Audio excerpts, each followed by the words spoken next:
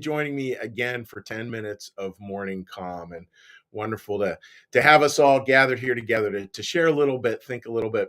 And today it was one where we're coming up to a big warning bridge out ahead sign. It's a clear warning. It's not only a warning, but it's also very descriptive of what we often do and the tragic consequences of it.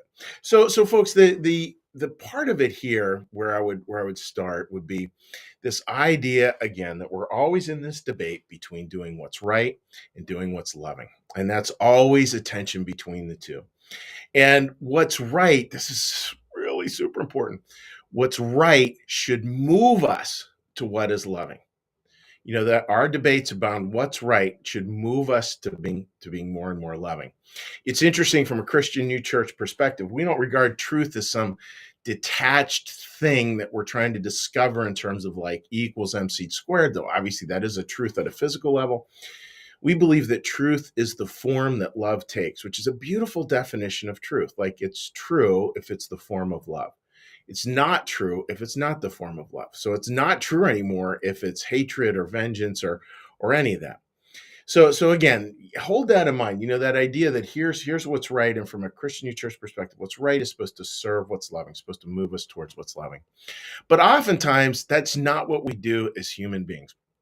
We are far more enamored with being right, just right in and of itself, not a right that moves us to love, but just a right that is really concerned about being right and really loves being right and enjoys being right and celebrates being right and wants to tell everyone how right we are and how wrong everyone else is.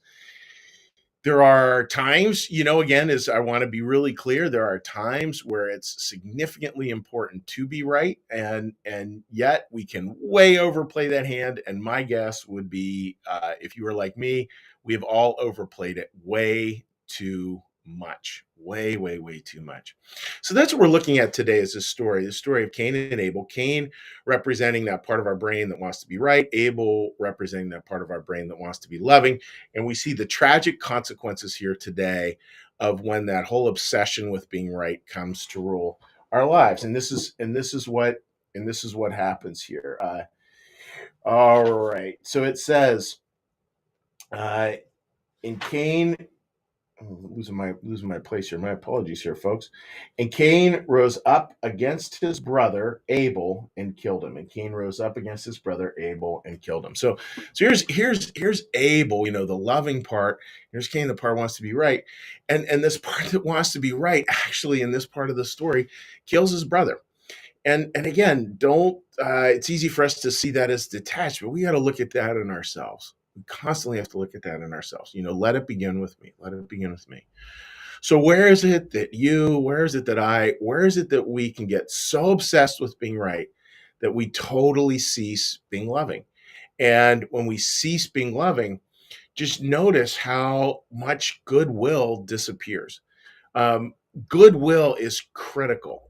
Goodwill is such a signature of when we're aligned spiritually and when we're not, because goodwill means we're wishing the best for other people. Now, wishing the best for other people, we can be in relationships that we have to let go of. We can be around people who have to have consequences for what they've done. You're talking to a former high school teacher here.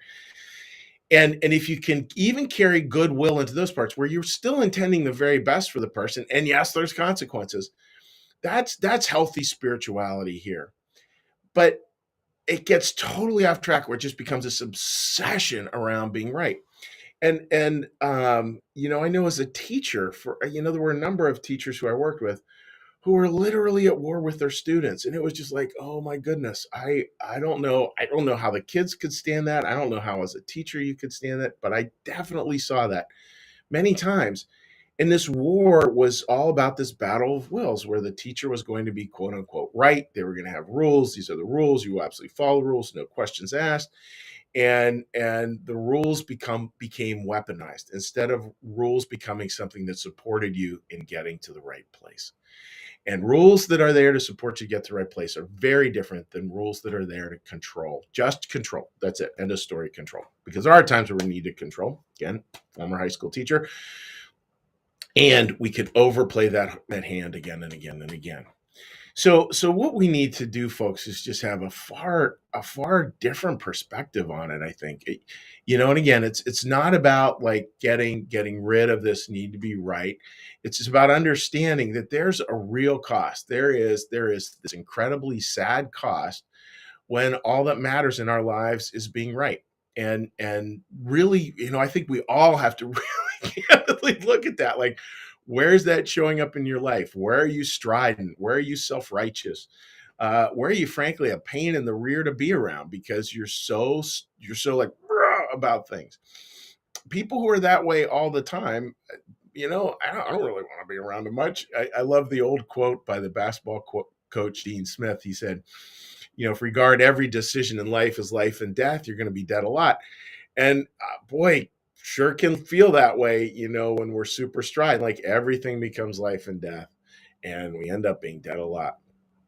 And here, folks, we need to beware of where we're actually hurting other people, where we're actually, Cain kills Abel, where we're actually killing that loving part, destroying that loving part in ourselves and in others. And we just don't want to do that, folks. We want to go to a very different place. So for today, really think of what is the cost for you when all that matters is being right. What's the real cost? Candidly look at that. And then think about as well, folks, like what if we saw this in a different way? What if we saw sort of truth as the form of love? Again, that's really big, right? Not truth as a weapon, but truth as the form that love takes. And really focused on, okay, what are the truths that help me to be a more loving person? What truths help me to be a more loving person? And I bet you got some great answers out there. I'm sure you have some great answers out there about in terms of what truths help you to be a more loving person, because that's the antidote to all of this, and that aligns us much more closely with God's will for us. So that's the thought for today, folks. And tomorrow we're going to look at one of the most famous quotes in all of the Bible. And looking forward to chatting around that with you folks. And what we're going to do now is we're going to go ahead. We're doing a little meditation. After the meditation, we're going to do a little prayer. After the prayer, we'll do a little blessing, and then we'll say hello to folks on social media. So with that, friends, let's get a little breath.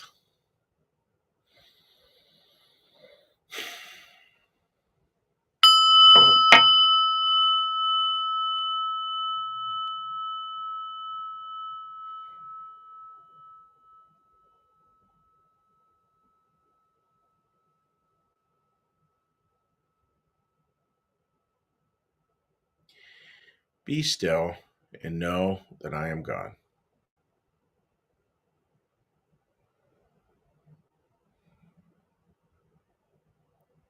Be still and know that I am.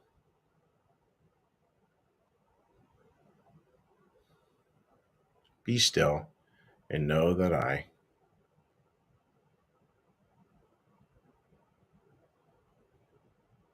Be still and know that.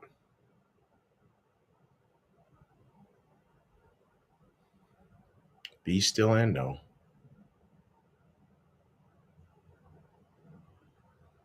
Be still and.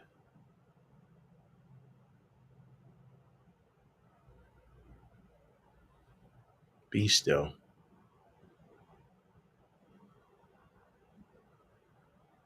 Be.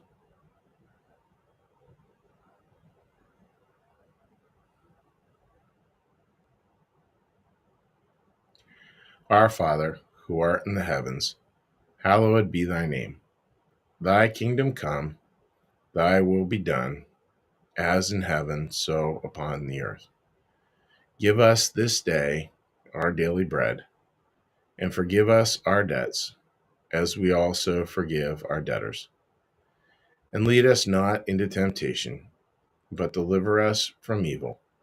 For thine is the kingdom, and the power, and the glory forever. Amen. May the Lord bless you and keep you. May the Lord make his face to shine upon you and be gracious unto you. May the Lord lift up his countenance upon you, bring you peace, and bring you home. Amen. All right, my friends, let's give a little cheery hello to folks. And again, I hope you had a Have a wonderful day ahead. You know, I certainly do. We're in the midst of our clergy meetings today. And today, as part of clergy meetings, guess what I'm talking about? I'm going to be talking a little bit about 10 minutes of morning comments, one of my presentations today, which will will be a lot of fun. All right, let's say hi to folks here. Linda, good morning to you, and I hope you're doing well, my teacher friend. And I'm sure some of those comments about teaching, like, oh yeah, you probably knew some of that too. Yeah, Sherry makes this Wednesday a good one. So true, you know. And Wednesday sort of that. Wednesday gets a lot of short shrift in the world, so maybe we can turn that around. Marcus, good morning to you, buddy. I hope you're doing well. Marcus, by the way, a little comment we had from someone was they were wondering if we could turn 10 minutes of morning comment to a podcast as well. So just throwing that out there. Sherry, good morning to you, and I hope you're doing well.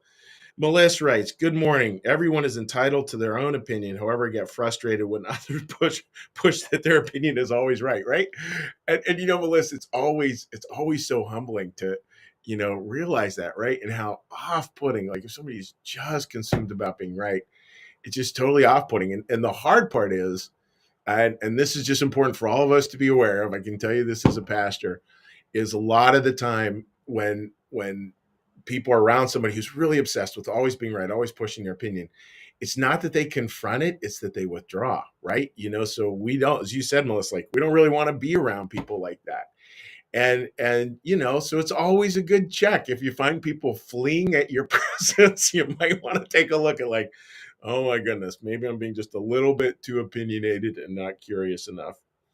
Uh, yeah, and Linda, I mean, right along with the comment there from Melissa, right? The cost of being right leads to heartache and loneliness. Too costly, way too costly. Betty, good morning to you, my friend. And by the way, Betty, I am using that picture you have of the of you and our friends out to dinner. We're going to be using that tonight, which is really fun. John, great to have you joining us there from India. Great to have you joining us. And I was just at our clergy meetings chatting with an Indian pastor just yesterday, actually. Gene, lots of good food for thought here today. Yeah, there is just a lot to think about, right? Um, Sue writes, "Good morning," and good morning to you, Sue. Suli, podcast is a great idea. Yeah, I when somebody said that, I thought like, oh, that makes a lot of sense. Uh, Linda writes, 10 minutes of calm is essential. Yes, I can relate as a teacher. I'm sure we all can. Uh, uh, yeah, you know, Sue, you should write a book. I have thought about like putting some of this stuff into a book because it is really fascinating, and you guys have helped so much. I mean, just you know, here's the Swedenborgian quote for today that kind of pulled it together. Swedenborg was warning about faith detached from love. Like, oh my goodness! In other words, being right detached from love, and or any time a church it detaches itself from love, we're in deep, deep, deep trouble. And just so much good stuff there. Uh, Marcus writes, on it. Well, that's thank you, Marcus. Mary writes, good morning. Thanks for such a good reminder. Just listen, right? Curiosity, the name of the game. One of the biggest moral decisions I think we make is to be curious, you know, to be honest. I think more and more I'm seeing like, yep, the most spiritual people I know are curious. They want to sort of figure it out, and they're open to God, they're open to other people, they're open to all kinds of stuff. So well, folks, thanks for the great set of comments there. And God bless all of you. Thank you for joining me this morning. And tomorrow, again, we're looking at one of the most famous quotes going on in the Bible, which will be super fun.